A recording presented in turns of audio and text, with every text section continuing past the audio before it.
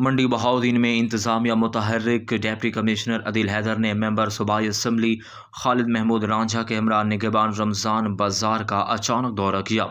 इस मौके पर उन्होंने बाज़ार में सफाई सुथराई, सिक्योरिटी और अशिया खुर्दनोश के मयार का बारीकबीनी से मुआयना किया। दौरे के दौरान डिप्टी कमिश्नर और MPA को ब्रीफिंग देते हुए बताया गया कि एग्रीकल्चर फेयर प्राइस शॉप्स के जरिए आटा, घी, चीनी, फलों और सब्जियों पर भारी सब्सिडी दी जा रही है,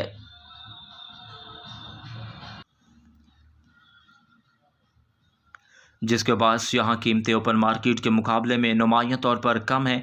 यही वजह है कि शहरियों की एक बड़ी तादाद ख़रीदारी के लिए रमज़ान बाज़ार का रुख कर रही हैं।